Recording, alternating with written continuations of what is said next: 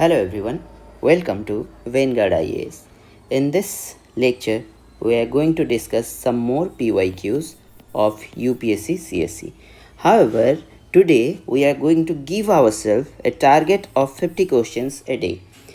The lecture will be short, not more than 30 minutes or not more than 20 minutes.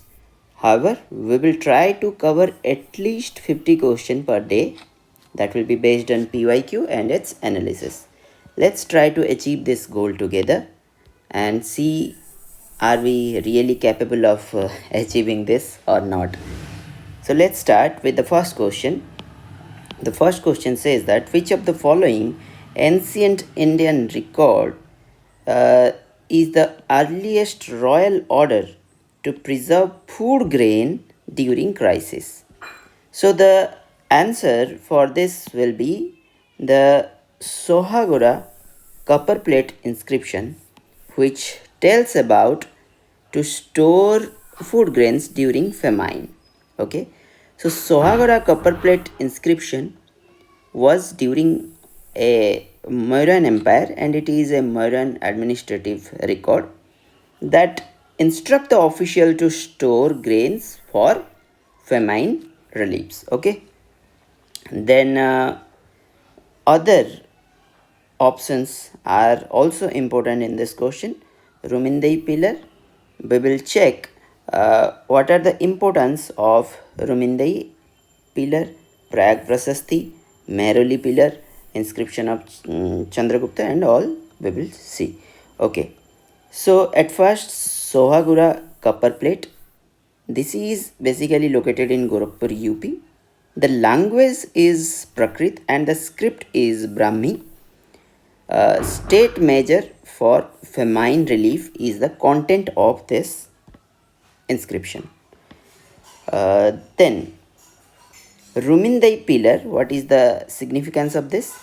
This is issued by Ashoka and located in Lumbini, Nepal, the birthplace of Gautam Buddha. So what is the significance that Ashoka gave a tax remission to this village?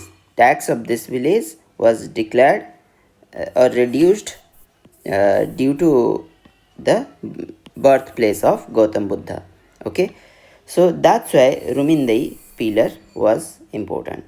Sohagura inscription, it was about famine relief. And let's see about Prayag Prasasti. This is also called Allahabad pillar inscription, composed by Harishena, the court poet of Samudragupta. We have seen that Samudragupta in his coin is seen playing a bina. That will come under numismatics or the study of coins. We will study about that. So basically Prayag Prasasti, also called as Allahabad pillar inscription, composed by Harishena, the court poet of Samudragupta. Describe, what does it describe? Military campaigns and political achievements, one of the most important source of Gupta history. Then Meroli iron pillar inscription, located in Delhi Qutub Minar complex, belongs to Chandragupta II or Vikramaditya, famous for rust resistance iron technology. I was supposed to place this Meroli pillar inscription picture over here, but I forgot. However, this is a very common thing. Whoever has visited Qutub Minar complex, they can see this anti-rusting pillar over there. So we have seen four things. Let us try to recall as soon as possible. First is Sohagara copper plate inscription. This is situated in Gorakhpur. The language used is Prakrit and the script is Brahmi script. This is basically state measures for famine relief. Rumindai pillar is issued by Ashok and located at Lumbini. Why Lumbini is famous for? This was the birthplace of Gautam Buddha, and tax was freed in this village by Ashoka. Then we will see the Prayag Prasasti. It is also called as Allahabad pillar inscription, composed by Harishena, the court poet of Samudragupta. The military campaign and political achievements are mentioned over here. Then we will see the Meroli pillar, iron pillar inscription, which is in Qutub Minar, Delhi, and this is famous for its anti-rusting property and belongs to Chandragupta II. Okay, so we are done with this question. Let's proceed forward. The next question is the concept of eightfold path form the theme of dash Deepavamsa, Divya Vadana, Mahaparinirvana, Dharmachakra Pravartana Sutta. So these all options are very important in itself. Let us see. The concept of eightfold path, basically the theme of Dhammachakra Pravartana Sutta. So the Dhammachakra Pravartana Sutta, let us see the other option. The sermon was delivered in Sarnath. The first sermon which was delivered was in Sarnath, and there itself the eightfold path was discovered. What are the eightfold path? Tells about right view. You should have right intention. Your speech should be right. Your actions should be right.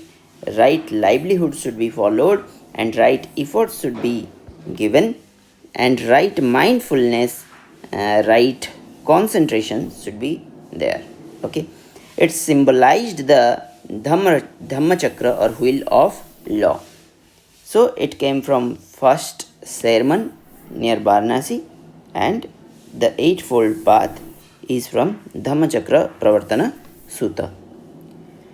What about Deepavamsa? What is about Divya Abadana? What is about Mahaparinirvana Sutta and Dhammachakra Pravartana Sutta?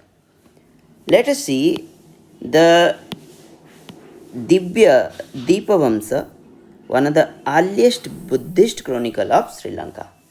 Okay, this is the record of Buddhism, spread of Buddhism in Sri Lanka, Deepavamsa.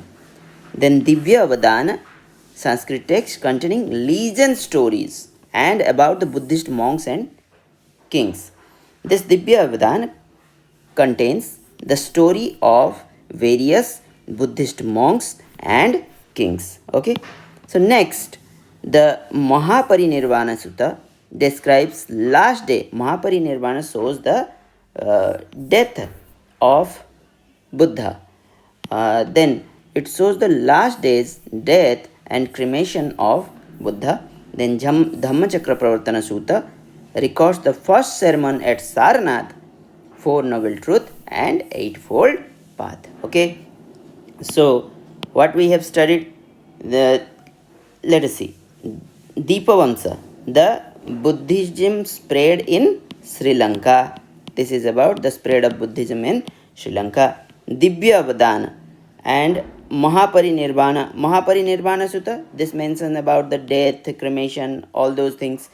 Dharmachakra Pravartana Sutta, the Four Noble Truth and Eightfold Path. Divya Avadana, Divya Avadana shows the legend stories of various monks of Buddhism. Okay, so let us proceed towards the next question.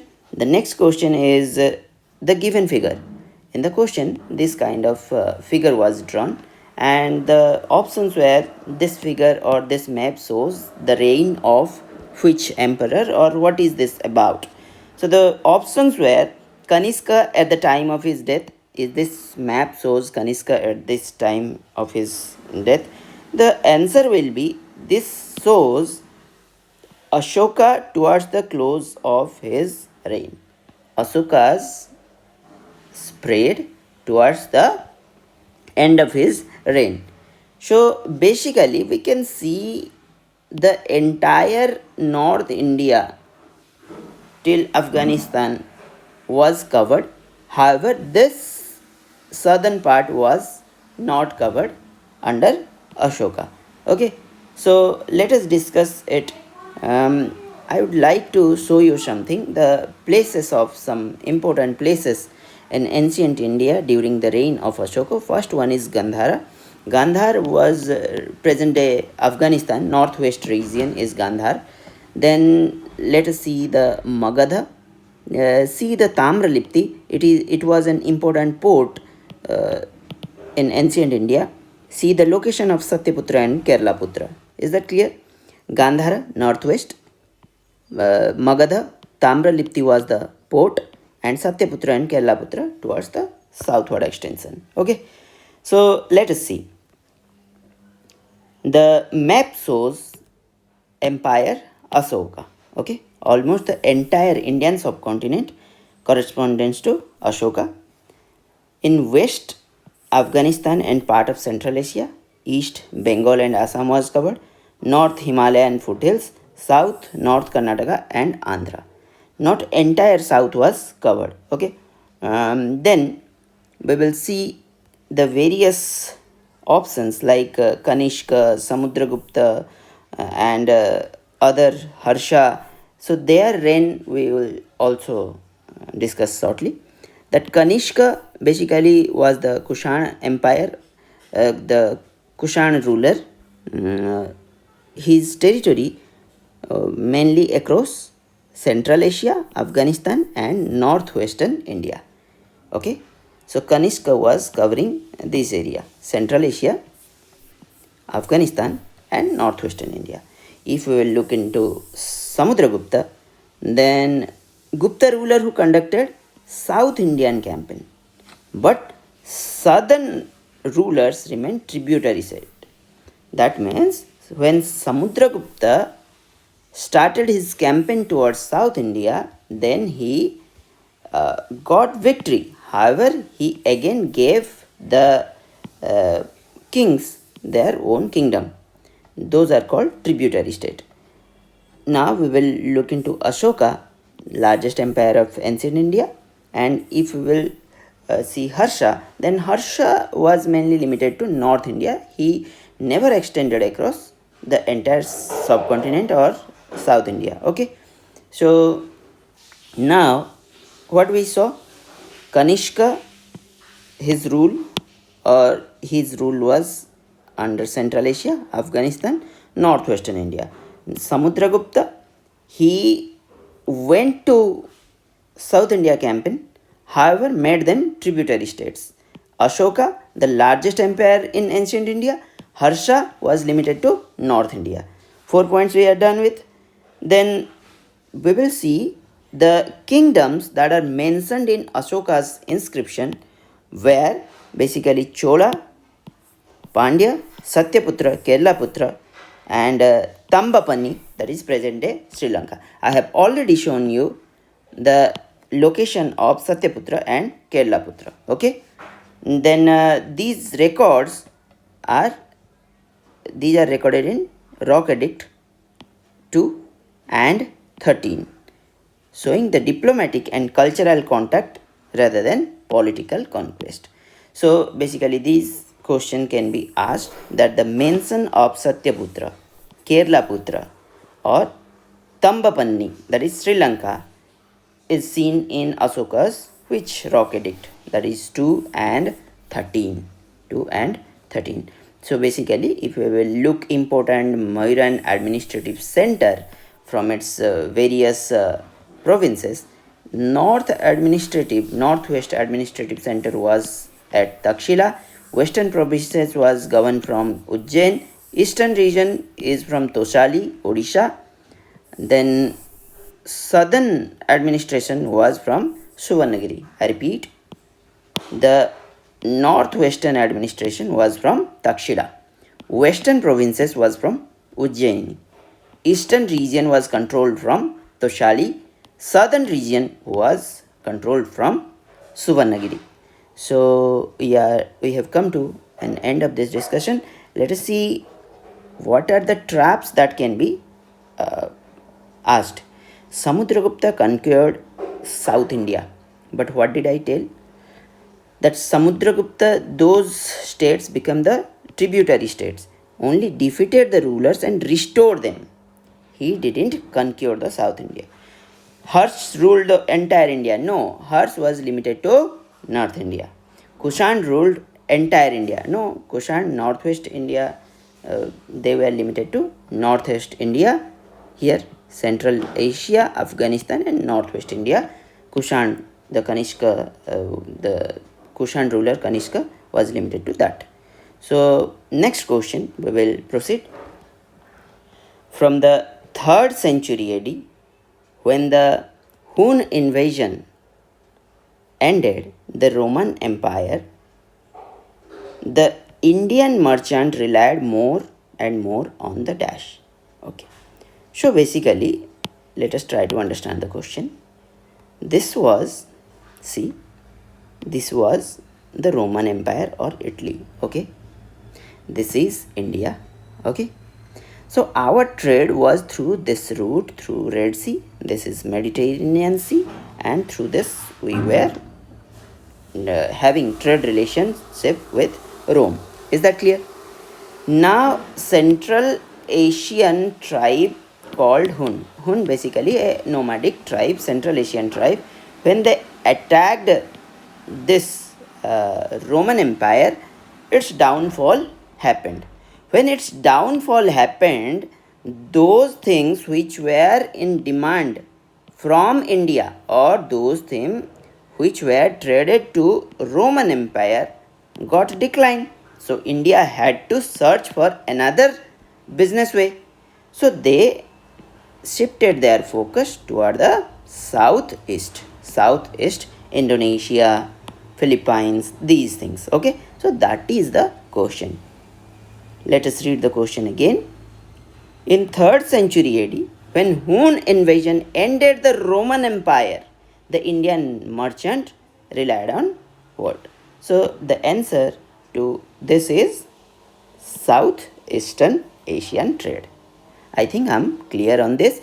Huns were basically Central Asian nomadic warrior tribe who invaded India in 5th, 6th century CE.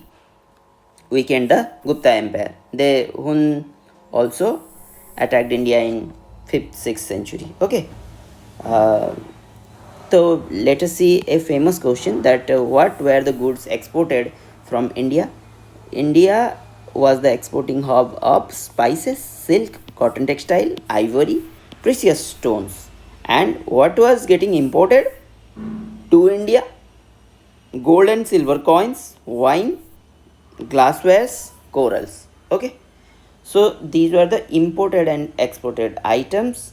After the decline of Roman Empire in 3rd century AD, India's Mediterranean trade decreased. I think you are able to understand this statement right now. Then South Asian trade, maritime trade, basically with Indonesia, Thailand, Cambodia and Vietnam increased. So let us see some important ports. These are some important ports. See the location of Mujri's port of Kerala. Mujri's port of Kerala. These PDF I will provide in the Vanguard IAS Telegram channel. I have already uploaded this. If you want to read from that, you can do the same. Okay. Now Mujris was a port in Kerala. Then Barigaza, which is Broch in Gujarat. Alexandria port in Europe. Then Tamralipti, very important port. I'm telling this, Tamralipti was important port. Konark and was also an important port. Arikamedu, Tamil Nadu. Okay, Mujris, Kerala, Arikamedu, Tamil Nadu. Tamralipti and Konark both are in Odisha. Barigaja or Broch, Gujarat. Okay, and Alexandria, we know about this, is in Europe. So this was the earlier trade route through which trade was going on. Next, the following person. These are some persons and we need to say their time period when they came to India. So let us directly go to the answer. When we see Megasthenes, the Greek ambassador, he came to India around 302 BC during the reign of Chandragupta Maurya. Phayan 405 to 411 AD, that is Chandragupta, reign of Chandragupta II. Look at Wensang. Wensang came near about after 200 years after Phayan. People try to intermix Phayan and Wensang that they are contemporary. However, Phayan came earlier than Wensang. After 200 years of Phayan, Wensang came during Harsha. Huensang, H for Huensang and H for Harsha. Huensang came during Harshavardhan and Phayan came during Chandragupta II in 405. Then Aising, he came in the same century as Huensang but later than Huensang, that is 671 AD, post Harsha period Aising. I think I'm clear on this. Megasthenes, the Greek ambassador, come during Chandragupta Maurya. Try to memorize it right now. Do not keep it for I will check it later again. Thrice revision. Yes, you can do. You can watch the lecture twice or thrice. However, try to remember as much as you can in this lecture itself. So, Megasthenes, the Greek ambassador, 302 BC during Chandragupta Maurya, Phayan and Huensang. Huensang came during Harsha. You can relate. Phayan came in 405 and after 200 years of Phayan, Huensang came and Aising came post Harsha period. Studied important thing about Aising, he studied at Nalanda. Okay. Then we will move towards the next question. Which of the following was initially the most powerful city-state of India? No doubt the answer will be Magadha. We will see Gandhar, Kamboj, Kashi. At first, let us see the position. In this question, we will see the position of different Mahajanapadas. Okay. So, 16 Mahajanapadas, among 16 Mahajanapadas, Magadha became the most powerful state in 6th century BC. What were the reason behind Magadha's success? The first one is fertile Gangetic plain. The second one was iron ore deposit in nearby region of Magadha was the cause of its expansion. Then the able ruler like Bimbisara and Ajatasattu and the important trade route of Magadha like Tamralipti. We saw the important port and they dominated the trade route. That was the success of Mauryan Empire. Okay. These factors helped Magadha eventually build large empire like Maurya and Gupta empires. So let us see about the other option. Gandhar, located in northwest India. Where? Northwest India. I will locate Gandhar in northwest. Then Kamboj, Hindu Kush reign, known for trade. Kashi, the early powerful state around Varanasi. Magadha, the most important and powerful region. Okay, if you will see capital of Magadha, the early capital was Rajgriha and the later capital was Patliputra. Early capital was Rajgriha and later capital was Patliputra.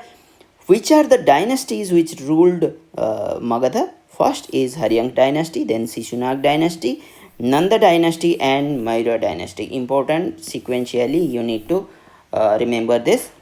Haryank dynasty, Shishunag dynasty, Nanda dynasty and Maurya dynasty. These are the four dynasties which have ruled Magadha. Then source mentioning the Mahajanapadas, important Anguttara Nikaya and Mahavastu are the source which mentioned about the Mahajanapadas. Among the 16 Mahajanapadas, 2 were republic or regarded as Ganasangas. Those are Bhaji and Malla. Then most powerful state was Magadha. Okay, these two are very important. Kindly remember this. Anguttara Nikaya and Mahavatsu mention about Mahajanapadas and the sequence Haryank dynasty, then Shishunag, then Nanda and then Maurya dynasty. Then the capital was earlier Magadha capital was Rajagriha, later it became Patliputra. Then let us see the location of various Mahajanapadas and their capital. At first, look at the northwest region, Gandhar and Kamboj. Northwest, Gandhar and Kamboj. Look here, Gandhar and Kamboj were in northwest. I think Gandhar and Kamboj. Able to see? Next is Kashi, Koshala, Vatsa, Magadha, Anga. This is in Gangetic plain. Kashi, Koshal, Vatsa, Magadha and Anga. Let us see. You can see it clearly. Kasi, Koshala, Vatsa, Magadha and Anga. Okay, the Gangetic Plain Mahajanapadas. Next, Central India, Avanti and Chedi. Avanti and Chedi are in Central India. See, Chedi and Avanti, Central India. Then we will see the Western Indian Mahajanapadas, Matsya, Surasena. Matsya and Surasena. Find out where is Matsya and Surasena. Where is Matsya and Surasena? See, Avanti, Surasena and Matsya. Okay. Next, Kuru and Panchal, North India. Here is Kuru and Panchal, North India. Then Vaji and Malla. I said these were republic. Malla and Vaji were a republic. Now in the Deccan, Asaka or Asmaka in the Deccan. So see, these are important. Kamboj and Gandhar in northwest, Kashi, Koshal, Vaji and Malla were republic. These are in northern Gangetic Plain, Avanti and Saidi, central India, Matsya and Surasena, then Asmaka in Deccan. Remember, I was telling Gandhar and Kamboj in northwest India. So be careful about this, its position and location. Okay, Gandhar, northwest India. If you will see Magadha, Anga, Kashi, Koshal, these all are located in Gangetic Plain. If we will see Asmaka or Asaka, these two are in, or this is in Deccan. Okay, let us see its capital. Anga, the capital was Champa. Magadha, Rajgriha. Later it became Patliputra. Kasi, the capital was Varanasi. Koshal, the capital was Sravasti or Ayodhya. Vatsa, the capital was Kausambi. Avanti, Mahesmati or Ujjain. Chedi, Shuktimati is of Chedi. Kuru, Indraprastha. Then Panchala, Kampilya or Ahichatra or Kampilya. Matsya, Viratnagar. Surasena, Mathura. Gandhar, Takshila. Kamboj, Rajpura. Bhaji, Vaishali. Malla, Kushinagar or Pava. Then Asaka or Asmaka, Potli or Pratisthana. Okay, so in the PDF you need to go through it again and try to memorize it. The Indo-Laws kingdom set up in North Afghanistan in the beginning of 2nd century BC was dash. So basically answer is Bactria. What is Bactria? Bactria was the ancient region in North Afghanistan between Hindu Kush and Amudarya that became the base of Indo-Greek kingdom. Am I clear on this? So Indo-Laws kingdom set up in North Afghanistan in the beginning of 2nd century BC. So Bactria was the reign where the base of Indo-Greek kingdom was established, and the location of Bactria was between Hindu Kush and Amudarya. Okay, now we will see what is Scythians or Shaka. Shakas basically are the Central Asian nomadic tribe who migrated into northwestern India, that is Afghanistan region, around 2nd century BCE and established Shaka kingdom or Scythians. Okay, about Bactrian, if you will see, reign of northern Afghanistan and hub or base for Indo-Greek kingdom. Scythians, these are called Shakas, Central Asian tribe who invaded India in 2nd century BCE. Then we will see Jedrashia, the ancient Persian provinces, present day Baltistan region is Jedrashia. Arya is reign around Herat in Afghanistan, okay, part of Persian Empire. Now important Indo-Greek rulers were Demetrius. This is important. First Indo-Greek ruler to invade India was Demetrius. Menander, we have already seen that the book named Milanpana, the question of Milan, was based on the Indo-Greek ruler Milanpana and the Buddhist monk Harisena. Harisena? Yes, Harisena. Nagsena. The option was also Nagbhat, Nagasena, the Buddhist monk, and Milan. The conversation is regarded as Milanpano. So we are done with this much. Our target is to complete 50 questions today.